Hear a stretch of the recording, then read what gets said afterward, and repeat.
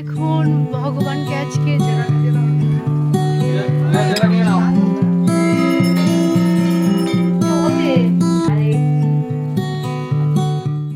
Hello everyone, আমার নতুন একটি ব্লগে সকলকে অনেক ভালোবাসা। তো সকালে আজকে ব্রেকফাস্ট বানাবো বলে আলুগুলোকে কুকারে দিয়েছিলাম, ওই দুটো মত সিটি ফেলেছি, তো সিদ্ধ দেখছি ভালোই হয়ে গিয়েছে।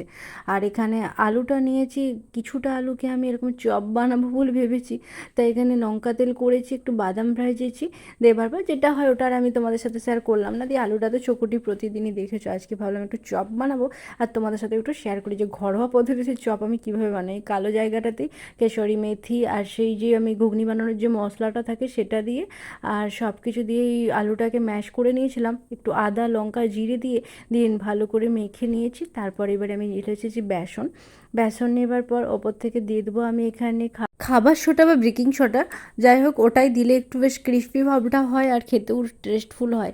চপটা সত্যি বলছি ভীষণ ভালো হয়েছিল। আমি ভাবি তো এখানে সামনে দোকান না থাকার কারণে নিরামিষ চপ তো সেরকমভাবে খাওয়াই হয় না, আর ওপর থেকে একটু লবণ আর গুড় একটু দিলে ভালো কালার আসে, কিন্তু আমি ভাবলাম গুড় আজকে না দিয়ে একটুখানি হলুদের গুঁড়ো একটু নুন আর জল দিয়ে ব্যাটারটা রেডি করব। চিনি আর বা গুড়টা দিচ্ছি না এই কারণ এই আলুগুলো না যেহেতু স্টোর থেকে বের করা হয়েছে প্রচণ্ড মিষ্টি, যার জন্য আর চপটা এমনিই মিষ্টি হবে।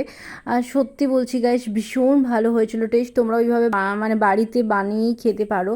আর এই যে আমি বেসনটাকে একটু ফেটিয়ে নিচ্ছি, এটা একটু মোটা মনে হচ্ছে তাই আর একটু জল দিই, চলো কারণ এত মোটা হলে আমি কি করে আলুটা দেবো, তাই আর একটু জল দিয়ে থিকনেসটাকে একটু পাতলা করে নিচ্ছি, খুব গাঢ় চলবে না।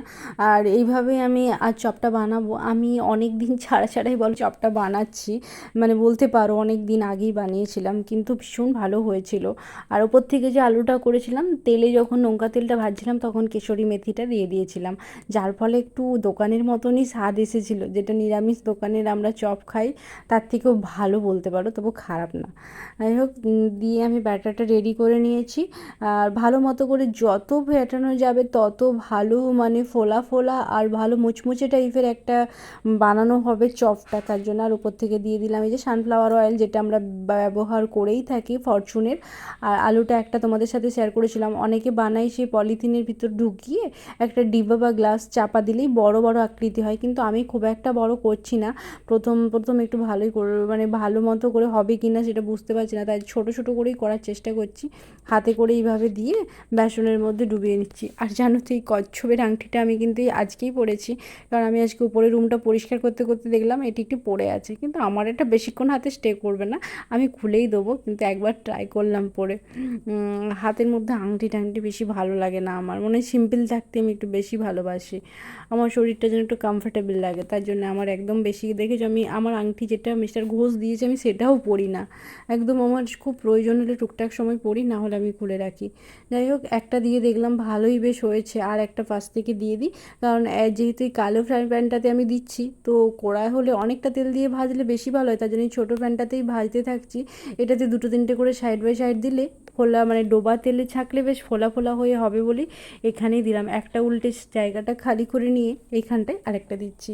তো আজকে কিন্তু অনেক কাজ আছে, নিরামিষ খাওয়া দাওয়া করবো ঠিকই, আজকে দুপুরের অন্নপ্রসাদ দেবো বলে ভেবেছি যে আমি একটু সেই জগন্নাথের বাড়ি যাব, যে জগন্নাথ দেব মাসির মনির বাড়ি এসেছে এইভাবে যে যেমন পারে প্রতিদিনই দিয়ে থাকে অন্নভোগ। সকালের দিকে মিষ্টান্ন প্রসাদ, দুপুরে অন্নভোগ, আর রাতের দিকে দেওয়া হয় লুচি মিষ্টি মালপোয়া নানা রকম পিঠে, কিন্তু আমি ভেবেছি আজকে দুপুরের অন্নপ্রসাদটা আজকে আমিই দেবো, সেইভাবে নাম লিখিয়ে রেখেছিলাম।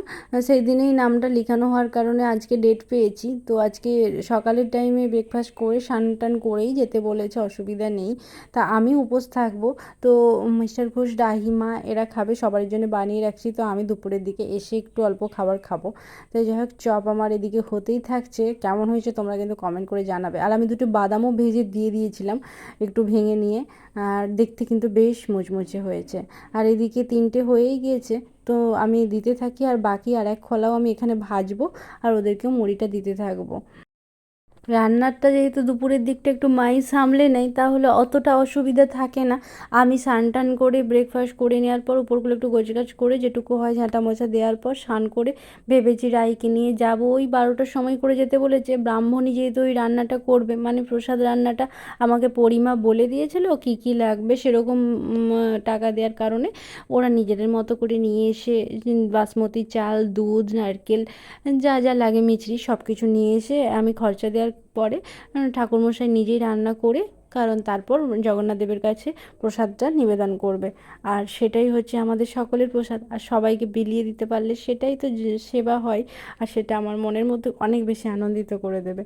এত কিছু চব্বর থেকে মনে হয় যেন মাঝে মাঝে দোকান থেকে কিনে এনে চপ খেয়ে নিয়ে আয়, অনেক ভালো লাগবে। কিন্তু সামনাসামনি দোকান না থাকার কারণে, নিরামিষ হওয়ার কারণে খেতেও তো ইচ্ছে করে।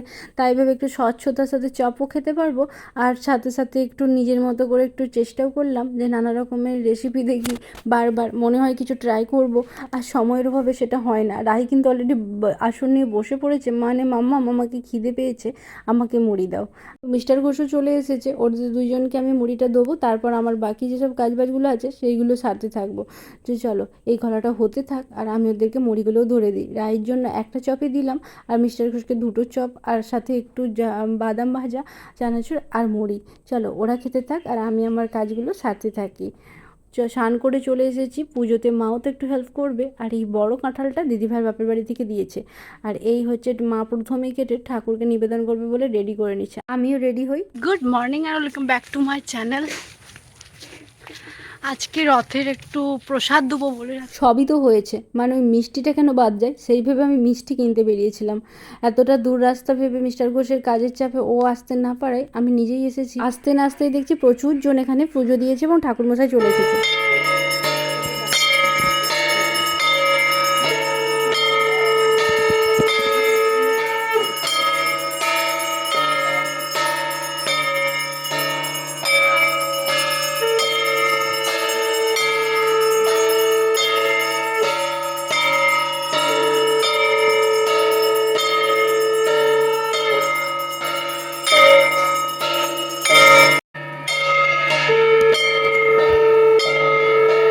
তো এরপর সবাই প্রণাম করতে থাকছে, আর আমিও তোমাদের সাথেও একটু শেয়ার করলাম। রাহিও এখানে প্রণাম করলো, আমি নিজেও করেছি। তারপর এখানে প্রসাদ নিয়ে ফিরবো বাড়ি।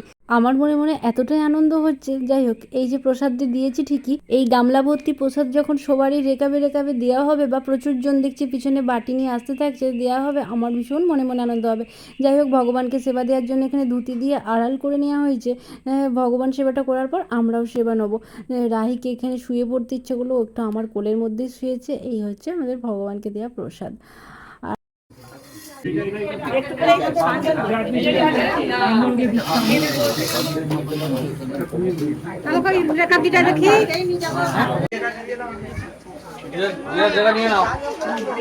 এই গামলাটাই যারা যারা বাটি নিয়ে এসেছে তাদেরকে সকলকে দেয়া হচ্ছে। এখন ভগবানকে আজকে জগন্নাথকে প্রসাদ দিয়েছিলাম, তো প্রসাদ বিতরণ হলো। তারপর এখন ফিরছি বাড়ি।